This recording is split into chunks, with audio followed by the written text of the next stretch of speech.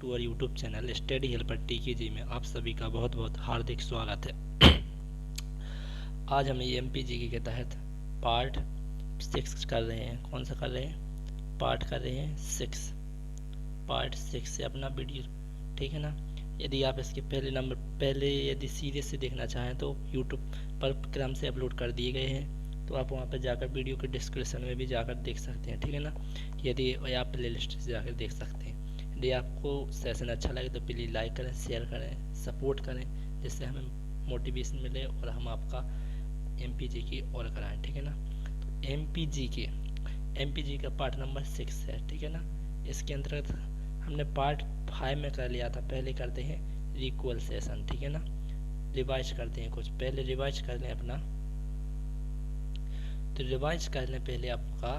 तो रिवाइज में तो 1947 में अपने पूर्व 1947 के पूर्व अपन ने मध्य प्रदेश के गठन को कितने भागों में बांटा? 4 भागों में बांटा। सेकंड एवं third, first second third fourth. First में 1947 के पूर्व, सेकंड में 1947 से 1956 तक का, और थर्ड में 1956 से सन 2000 तक का, एवं फोर्थ नंबर का सन 2000 से अभी तक का, जो अभी वर्तमान में एमपी है। तो हमने फर्स्ट में किया था, क्या किया था? प्रथम चरण या पृष्ठभूमि। फर्स्ट में प्रथम चरण या पृष्ठभूमि हमने क्या किया था? तो प्रथम चरण या पृष्ठभूमि हमने कुछ नहीं किया था, हमने किया था साधारण सा 1947 में जब हमारा देश आज़ाद नहीं हुआ था, 1947 से पूर्व का फर्स्ट चरण अपना या पृष्ठभूमि 1947 से पूर्व, यानी आज़ादी के पूर्व का मध्य प्रदेश। तो हम देखते हैं कि आज़ादी से पूर्व मध्य प्रदेश कैसा था, ठीक है ना। तो आज़ादी से पूर्व मध्य प्रदेश में कुछ वैसा खास नहीं है, बट फिर भी हम आपको बता दें, रिवाइज में कर रहे हैं इसलिए फास्ट होगा। तो उस 1740 ईस्वी में हमने क्या किया था? इस समय मध्य प्रदेश का प्रमुख एक क्षेत्र था कौन? गोंडवाना किसका क्षेत्र? गोंड वंश का। तो 1740 से ईसा पूर्व पहले जो गोंडवाना थे, जो गोंडवाना क्षेत्र था मध्य प्रदेश का, गोंडवाना किसको बोलते हैं? जबलपुर को। जबलपुर एक क्षेत्र था जिसे कौन, मतलब कि इस पर कौन शासन कर रहे थे? तो गोंड लोग कर रहे थे। तो गोंडवाना, इसे क्या बोलते हैं? इसे महाकौशल भी बोलते हैं। क्या बोलते हैं इसे? महाकौशल भी। गोंडवाना को क्या बोलते हैं? महाकौशल, ठीक है ना। महाकौशल एक एग्जाम में रिपीट हुआ है, महाकौशल, ठीक है ना। महाकौशल गोंडवाना क्षेत्र को बोलते हैं, ठीक है। तो जो महाकौशल है, गोंडवाना क्षेत्र है, इस पर जो गोंड थे इन्होंने कितने 52 किले जीत रखे थे। तो मराठाओं को इसका बुरा लगा था, जल रही थी। तो मराठाओं ने एक तरकीब अपनाई। तरकीब क्या थी? वह तरकीब ये थी कि करत अभ्यास के जड़ मत हुस हो जा। उसी प्रकार इन्होंने बार बार अभ्यास किया लगातार, जिस पर लगातार पत्थर पर रस्सी घिसने से सिल कट जाती है, पत्थर कट जाता। उसी प्रकार इन्होंने जो अपने थे, कौन थे? गोंडवाना थे, उन पर बार बार आक्रमण किए। कि उन्होंने मराठाओं ने जब बार बार आक्रमण किए तो कौन थे? तो मराठाओं के अंतवा पेशवा थे कौन से? राघोजी प्रथम। इस क्षेत्र पर अंत यानी विजय प्राप्त कर लेते हैं। बार बार आक्रमण करने के बाद जो राघोजी प्रथम है, इस क्षेत्र पर क्या कर लेते हैं? विजय प्राप्त कर लेते हैं, ठीक है ना। तो जब 1700 आता है, जब विजय प्राप्त कर लेते तो उसकी बात का देखें आप, ठीक है ना। जब विजय प्राप्त कर लेते हैं, कब कर लेते हैं? 1740 में, क्योंकि 1740 से पूर्व तो किसका था? गोंडवाना का था, यानी गोंडों का था।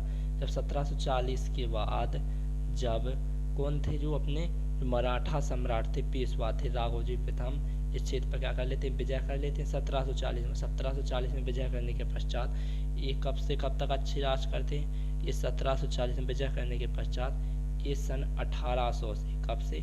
1740 से कब तक? 1740 से 1818 तक आसानी से, यानी मतलब अच्छे से राज करते हैं, ठीक है ना। जब 1740 से 1818 तक ये अच्छे से राज करते हैं, दिक्कत क्या होती है? इन्हें कुछ दिक्कत नहीं होती, लेकिन कि 1818 में क्या होता है? 1818 में क्या होता है? अंग्रेज आ जाते हैं, आंग्ल मराठा युद्ध हो जाता है, तृतीय आंग्ल मराठा युद्ध हो जाता है। तृतीय आंग्ल मराठा युद्ध किसके बीच होता है? अंग्रेजों मराठाओं के बीच। जिसमें अंग्रेजों मराठाओं की युद्ध जब बीच युद्ध होता है, तो आप जानते हैं कि अंग्रेजों के पास टेक्नोलॉजी, हथियार वगैरह थे, जिससे अंग्रेज क्या हो जाते हैं? जीत जाते हैं, और मराठा क्या हो जाते हैं? मराठा हार जाते हैं और अंग्रेज जीत जाते हैं। जब अंग्रेज जीत जाते, मराठा हार जाते, तो इनके बीच एक संधि होती है। संधि में क्या होता है? संधि में होता कुछ नहीं, संधि में होता है कि जो गोंडवाना क्षेत्र है, गोंडवाना क्षेत्र पर कौन करेंगे? अंग्रेज राज करेंगे। कौन करेंगे? अंग्रेज। तो गोंडवाना क्षेत्र पर कौन करने लगे राज? अंग्रेज करने लगे, ठीक है ना, संधि के दौरान। तो अंग्रेज जब 1818 में जब अंग्रेजों ने गोंडवाना क्षेत्र जीत लिया, किससे? मराठाओं से। जब मराठाओं से जीत लिया तो उन्होंने 1818 में और भी जीता। क्या लिया? जो 1818 में जो मराठा थे, मराठाओं के मित्र यानी सामंत कौन थे? मराठाओं के मित्र सामंत थे ग्वालियर नरेश, सिंधिया महाराज जी और होलकर जी, ठीक है ना, ये मित्र थे। उन्होंने भेंट में यानी मांग ली कि हमें आपसे, जो ग्वालियर सिंधिया साहब थे उनसे 10 जो आपका क्या होता है सागर को मांग लिया। कहाँ से? ग्वालियर के। ग्वालियर से क्या मांग लिया? ग्वालियर से मांग लिया उन्होंने क्या? सागर, क्योंकि मित्र थे उनके, तो ग्वालियर से सागर मांग लिया। और होलकर से क्या मांग लिया? होलकर से मांग लिया था उन्होंने मध्य नर्मदा। तो उन्होंने पास 3 क्षेत्र हो गए थे सन 1818 में, यानी सन 1818 में कितने हो गए उनके पास? अंग्रेजों के पास हो गए 3 क्षेत्र। कितने हो गए? 3 क्षेत्र। सन 1818 में अंग्रेजों के पास कितने? 3 क्षेत्र हुए। एक तो हो गया था, आपको बता दिया पहले, एक हो गया था उनका, ये क्या बोलते हैं उसको, एक हो गया था गोंडवाना। दूसरा हो गया था गोंडवाना, तो उन्होंने जीत ही लिया था मराठाओं से, क्योंकि सबसे पहले गोंडों का, तो फिर मराठाओं ने जीत लिया। मराठाओं से किसने जुड़ा? अंग्रेजों ने। दूसरा हो गया किसी ग्वालियर से क्या लिया था? ग्वालियर से सागर, एक बड़ी रियासत थी, सागर ले लिया। और जो अपना होलकर है, होलकर से क्या लिया था? होलकर से लेकर मध्य नर्मदा, ठीक है ना, मध्य नर्मदा ले ली। तो इतना क्षेत्र उनका हो गया था 1818 में।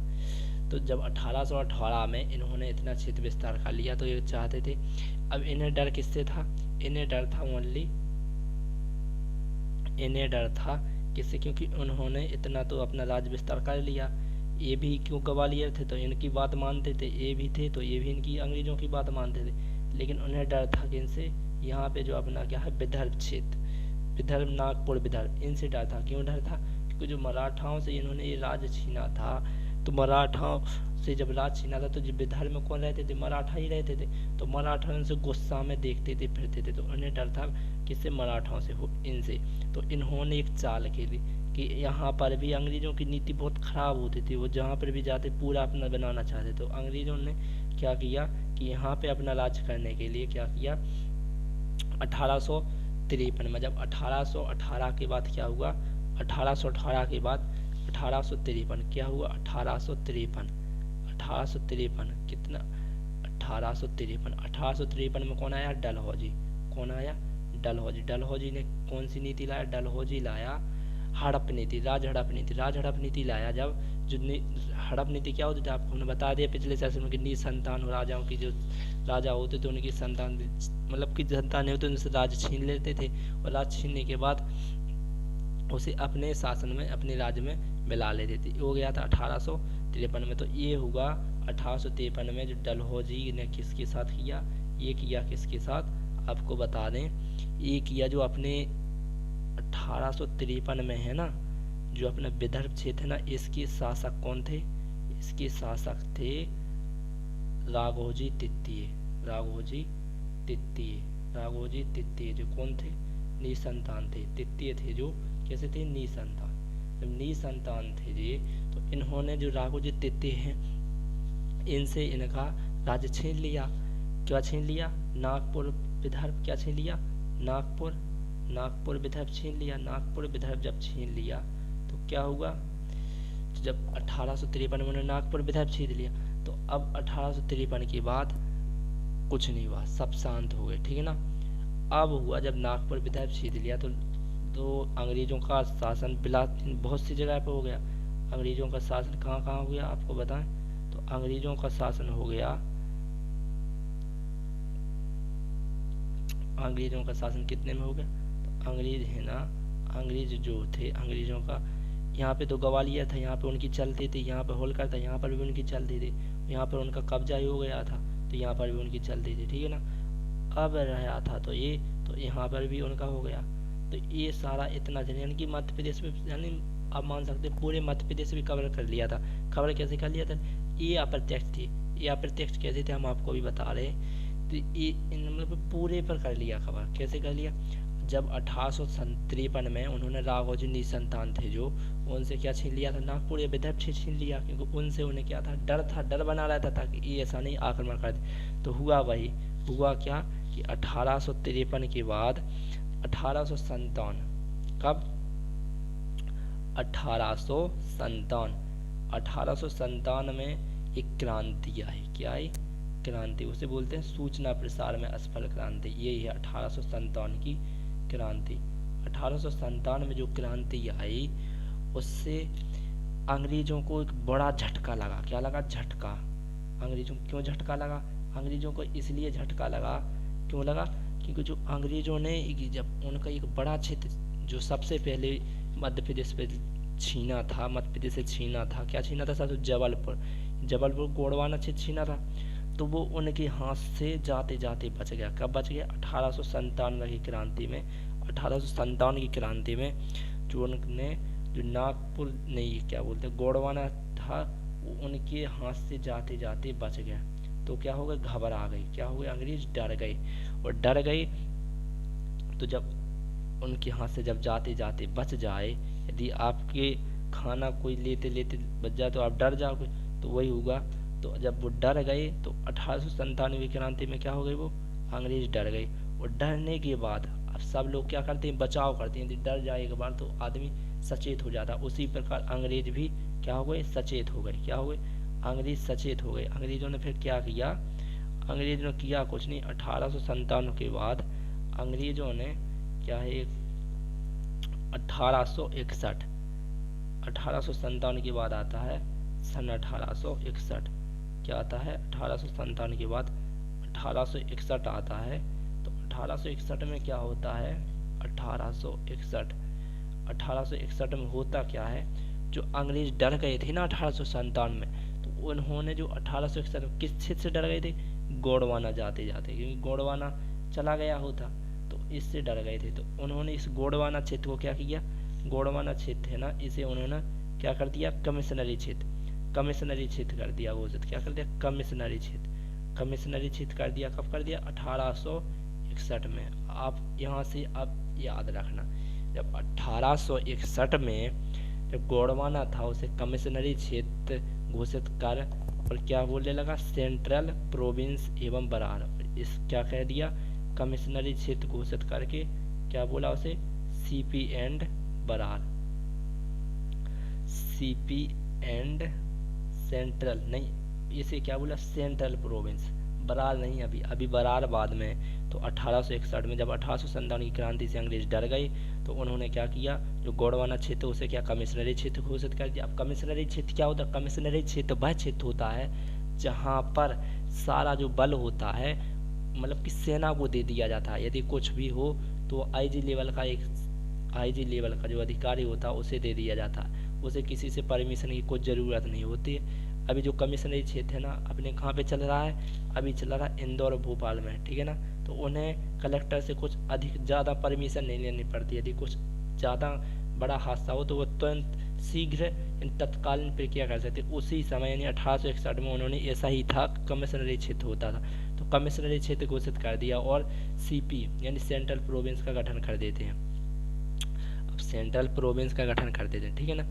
अब सेंट्रल प्रोविंस का गठन कर देते हो, सेंट्रल कमिश्नरी क्षेत्र है ना, कमिश्नरी क्षेत्र का मुख्यालय कहाँ पे बना देते हैं, जो अपना कमिश्नरी क्षेत्र घोषित करते हैं वो कमिश्नरी क्षेत्र का मुख्यालय कहाँ पे बना देते हैं, तो कमिश्नरी क्षेत्र का मुख्यालय बना देते हैं वो कहाँ पर, 1861 में होता है। 1 मिनट, 1861 में होता कब है, होता है आपका 1861।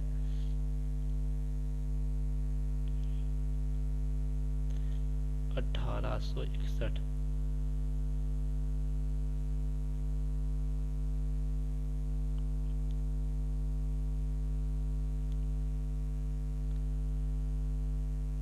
1 मिनट आप रुक सकते हैं, आपको बता। जब आपका 1861 में जब कमिश्नरी क्षेत्र घोषित कर देते हैं और कमिश्नरी क्षेत्र के करने के बाद उसे सेंट्रल प्रोविंस का गठन कर देते हैं।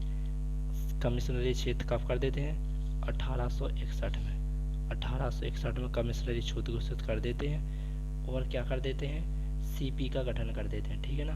जब सीपी का गठन कर देते हैं तो इसका मुख्यालय कहाँ बना देते हैं, कमिश्नरी क्षेत्र का, तो मुख्यालय इसका बना देते हैं कहाँ पर, नागपुर, नागपुर, ठीक है। कहाँ बना देते हैं, नागपुर, नागपुर में इसका क्या कर देते हैं, मुख्यालय बना देते हैं, ठीक है। तो जब नागपुर में मुख्यालय बना देते हैं तो इतना आपका हो गया जब 1861 में। अब देखिए आगे, तो आगे अभी कुछ नहीं होता, आगे आपको बताएं, कमिश्नरी क्षेत्र घोषित कर दिया 1861 में, और इसे क्या बोले, सेंट्रल प्रोविंस में बरारी ने सीपी बोलने लगे। अब आपको बताएं कि कमिश्नरी क्षेत्र का मुख्यालय कहाँ कर दिया, नागपुर। मध्य प्रदेश के अंतर्गत, मध्य प्रदेश से अपना एमपी है, इसके अंतर्गत है ना दो प्रशासनिक इकाइयाँ कार्य कर रही थी। कितनी, 2 प्रशासनिक इकाइयाँ हुआ करती थी। कब, 1861 की समय। कब, 1861 की समय मध्य प्रदेश में कितनी, 2 प्रशासनिक इकाइयाँ, ठीक है ना, प्रशासनिक इकाइयाँ आपको लिख दें। बाकी ये सब नोट्स में लिखे हैं प्रॉपरली, आप नोट्स पीडीएफ इसी वीडियो के डिस्क्रिप्शन में टेलीग्राम ग्रुप लिंक दी गई, वहाँ से जाकर ये हैंड राइटिंग नोट्स ले सकते हैं। ये वाले नहीं, आपको हैंड राइटिंग नोट्स दिखा दें, ये वाले नोट्स आप ले सकते हैं, ठीक है ना। लेकिन आपको अभी हम बता दें, जब ये हुआ था आपका, जो 1861 में जब हो गया, तो उस समय कितनी, 2 क्या कर रहे थे, 2 इकाई कार्य कर रही थी, ठीक है ना। और उसका मुख्यालय का नागपुर में हो गया था। जब नागपुर में हो गया था मध्य प्रदेश में, उस समय 1861 के समय 2 इकाई क्या कर रही थी, कार्य कर रही थी, ठीक है। 2 प्रशासनिक इकाइयाँ कार्य कर रही थी। तो प्रशासनिक इकाइयाँ किस प्रकार कार्य कर रही थी, आपको बता दें, प्रशासनिक इकाइयाँ किस प्रकार कर रही थी। तो एक कर रही थी डायरेक्ट, एक कैसे, डायरेक्ट, और दूसरी कर रही थी इनडायरेक्ट। अब बोलो डायरेक्ट और इनडायरेक्ट क्या होता है, तो डायरेक्ट होता है प्रत्यक्ष और इनडायरेक्ट होता है अप्रत्यक्ष, ठीक है ना। डायरेक्ट कर रही थी एक कर रही थी इनडायरेक्ट, 2 इकाइयाँ कार्य कर रही थी। कब कर रही थी, 1861 के समय। डायरेक्ट में क्या होता था, जो डायरेक्ट है ना, डायरेक्ट में यानी जिस पर अंग्रेजों का सीधा नियंत्रण रहे, तो सीधा तो अंग्रेजों का कहाँ पर था, अकेले एक ही जगह था, सीपी यानी सेंट्रल प्रोविंस किसे बोल देते, जैसे कमिश्नरी क्षेत्र घोषित कर दिया। कमिश्नरी क्षेत्र किसे घोषित किया गया था, तो कमिश्नरी क्षेत्र किया गया था गोंडवाना क्षेत्र को। तो आपका डायरेक्ट यानी डायरेक्ट कहाँ पर चल रहा था, डायरेक्ट नियंत्रण कहाँ था, तो ये था आपका कहाँ पर, सीपी पर, ठीक है, सीपी पर। और इनडायरेक्ट कहाँ पर था, तो इनडायरेक्ट था आपका कहाँ पर, सिंधिया तो बोल देते, वो कर देते, लेकिन सिंधिया पर कहाँ था, इनडायरेक्ट, सिंधिया का ही राज था, लेकिन अंग्रेज जो बोलते थे उन्हें वो करना पड़ता था। और एक था होलकर, ठीक है ना। 2 जगह कैसा रहता था, यहाँ उनका अप्रत्यक्ष रहता था, ठीक है। 1861 में 2 प्रशासनिक इकाइयाँ कार्य कर रही थी मध्य प्रदेश में, एक कर रही थी डायरेक्ट, एक कर रही थी इनडायरेक्ट। डायरेक्ट कहाँ पर था, यानी अंग्रेजों का सीधा यानी अंग्रेजों का प्रत्यक्ष शासन कहाँ पर था, सीपी में, यानी कि जो अपना कमिश्नरी क्षेत्र कौन सा था, कमिश्नरी क्षेत्र आपका गोंडवाना, वो गोंडवाना क्षेत्र पर क्या था, डायरेक्ट। और बाकी यानी कि सिंधिया रियासत थी और जो होलकर थी वहाँ पे कैसा था, इनडायरेक्ट, ठीक है। अब कमिश्नरी सीपी में आप सीपी में 3 क्षेत्र थे, अब भूल जाओ, सीपी में कितने थे, 3 चीज़ें थी, आपको बता दें, 1 मिनट आप यहीं पे रुको। तो सीपी में आपके 3 थे, सीपी में वरना भूल जाओ आप। सीपी एक तो गोंडवाना था, गोंडवाना सब 1818 की बात है, सीपी मतलब गोंडवाना। और एक था सागर जो किससे लिया था, ग्वालियर नरेश से, और एक था आपका मध्य नर्मदा। तो इन सब से मिला के क्या बनाया था, सीपी। तो यहाँ पर क्या था, उनका डायरेक्ट था, और इनडायरेक्ट आपका ग्वालियर पर था, होलकर पर, ठीक है। आगे चलें, आपका आगे बताएं आपको। तो अब आया वर्ष, कब आया, 1854। तो 1854 यानी अप्रत्यक्ष नियंत्रण वाले क्षेत्र बताएं आपको। 1854 में अंग्रेजों ने बिलास जगह कब्जा कर लिया। तो 1854 में, कब, 1854 में अंग्रेजों ने काफ़ी जगह विस्तार कर लिया, क्योंकि 1853-57 की क्रांति हुई, उससे पहले 1853 हुआ, 1853 के बाद 1854 में जब उन्होंने कहाँ कर दिया, ग्वालियर। ग्वालियर कैसा था, अप्रत्यक्ष था। रीवा, बुंदेलखंड, बघेलखंड, इंदौर, ठीक है ना, ये सारे नाम बुलाते हैं, आपको लिखने ही पीडीएफ में सारे मिल जाते। ग्वालियर हो गया, रीवा हो गया, बुंदेलखंड हो गया, क्या हो गया, बुंदेलखंड हो गया, और आपका इंदौर हो गया, ठीक है, इंदौर हो गया आपका, और जो एक और बघेलखंड हो गया, बघेलखंड, ठीक। तो इतनी इत्यादि जगह कैसा था, उनका अप्रत्यक्ष चला था। प्रत्यक्ष कहाँ पे चला, तो आपको उन्होंने बता दिया। तो अप्रत्यक्ष 1854 में, ये कब, 1854 में था, ठीक है ना। अब चलें आप, तो 1854 में इन्हें क्या, प्रत्यक्ष, 1854 में इन्हें क्या, CIA। तो 1854 में जो प्रत्यक्ष थे, जो प्रत्यक्ष कौन कौन थे, आपको बता दिया हमने। प्रत्यक्ष थे आपके जो ग्वालियर, रीवा, बुंदेलखंड, बघेलखंड और इंदौर, इनको क्या कर दिया, उन्होंने CIA घोषित किया, सेंट्रल इंडिया एजेंसी, ठीक है ना। क्या घोषित किया थे, सेंट्रल इंडिया एजेंसी घोषित कर दिया, ठीक। अब सेंट्रल इंडिया एजेंसी CIA क्या कर दिया, CIA,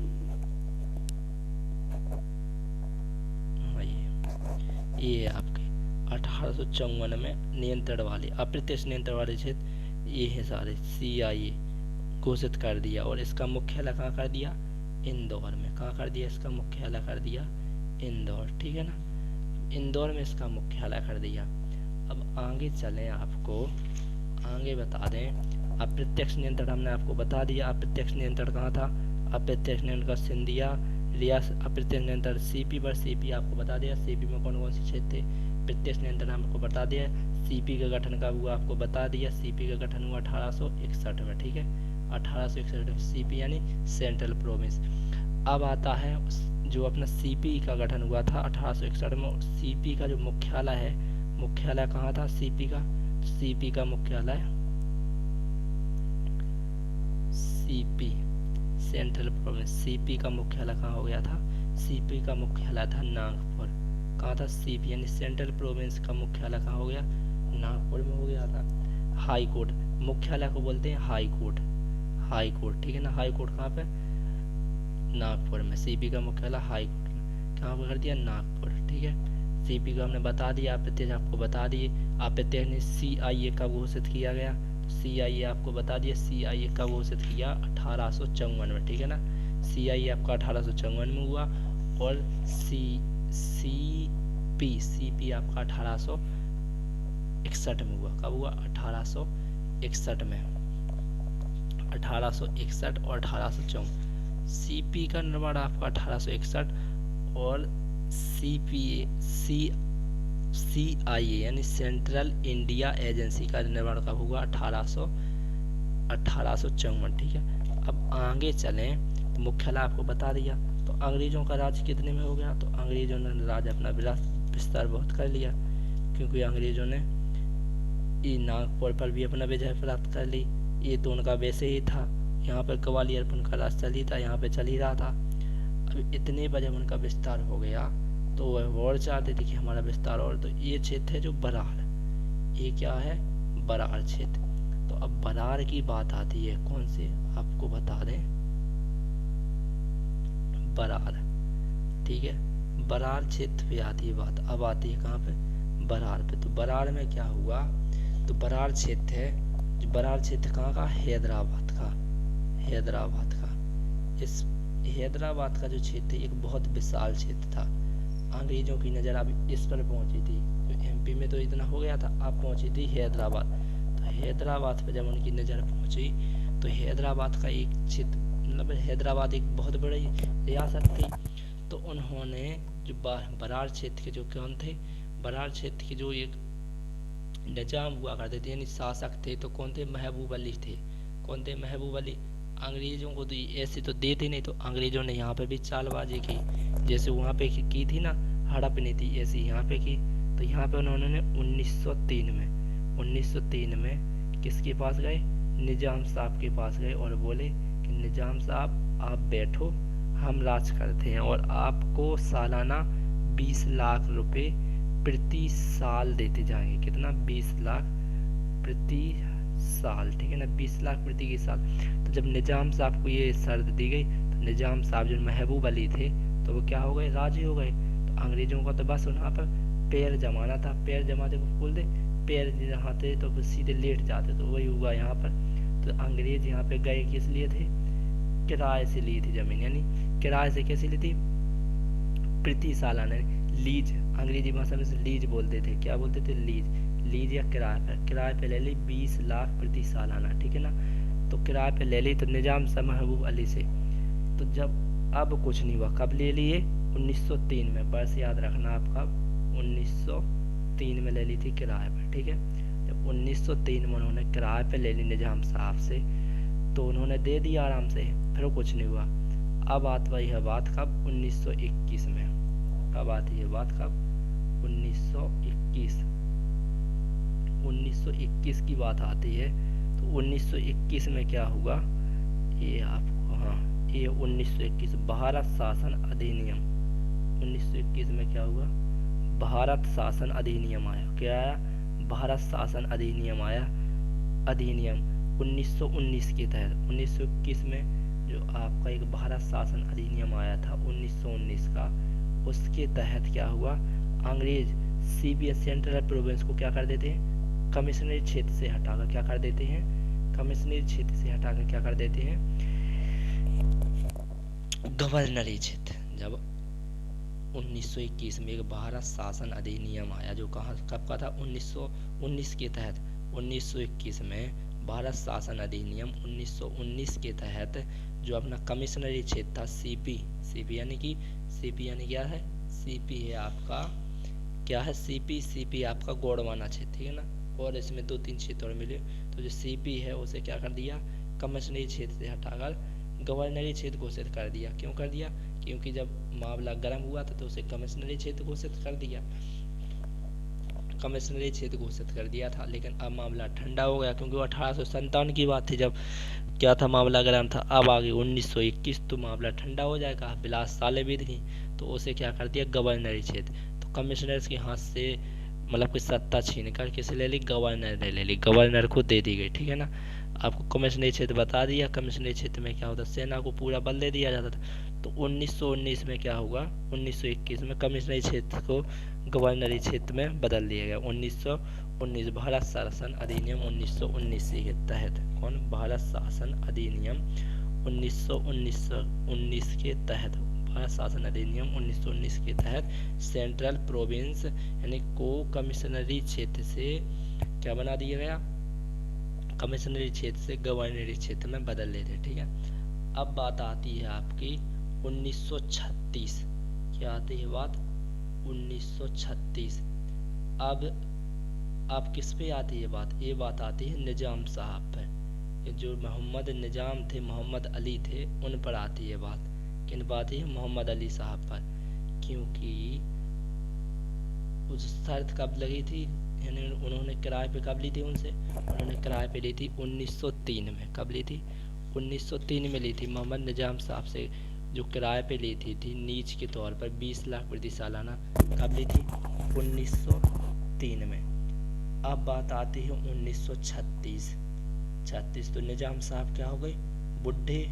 अंग्रेजों को तो आपको पता है अंग्रेज क्या चाहते थे, वो तो पूरी में राज्य चाहते थे अपना। जब निजाम साहब बुढ़े हो गए 1936 में, तो अंग्रेजों ने कहा चलो हटो, अब आपको नहीं करना, अब तुम बुढ़ा हो गया, अब राज अंग्रेज करेंगे। कौन करेगा राज? अंग्रेज करेंगे। तो निजाम साहब ने कर्ज वगैरह सब जो 20 लाख सालाना दे थे तो सब खा गए, उन्हें मारा पीटा और उनका राज अपने कब्जे में ले लिया। क्या ले लिया? अपने कब्जे में। कब ले लिया? 1936 में। कब ले लिया? 1936 में। जब 1936 में उनसे क्या ले लिया? बरार छीन लिया। क्या छीन लिया? बरार। चुना बरार छीन लिया। जब बरार छीन लिया और पूर्णतः सीपी सेंट्रल प्रोविंस में क्या कर दिया? शामिल।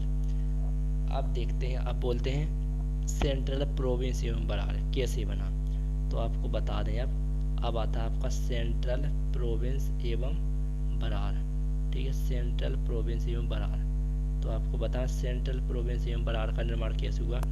तो 1900 सीपी का निर्माण कब हुआ था? सीपी का निर्माण हुआ था 1861 में, यानी सेंट्रल प्रोविंस का। और बरार कब छीना अंग्रेजों से? अंग्रेजों ने बरार किससे छीना? अंग्रेजों ने बरार छीना था किससे? मोहम्मद महबूब अली से। किससे? महबूब अली से। कब छीना? महबूब अली से छीना था 1936 में। 1903 में तो उनसे ब्याज के तौर पर लिया था, लेकिन उन्होंने लात से मारे और छुड़ा लिया। कब छुड़ा लिया? 1936 में। अब सीपी को 1861 में हुआ था और 1936 में बरार हो गया। जब इनको जोड़ लिया तो क्या बन गया? 1936 में दोनों को मिलाकर बन गया सेंट्रल, यानी सीपी एंड बरार। जब दोनों को जोड़ देंगे तो सीपी एंड बरार हो गया ना। और यहाँ पर जो था अंग्रेजों का कैसा? डायरेक्ट। कैसा हो गया? अंग्रेजों ने डायरेक्ट शासन करना प्रारंभ कर दिया। तो अंग्रेजों के यहाँ पर सेंट्रल प्रोविंस में बरार पर कैसा हो गया? डायरेक्ट। अब आपको इतना डीपली से कोई नहीं बताया, ना किसी बुक में मिलेगा, ठीक है ना, जितना अभी हमने आपको बता दिया।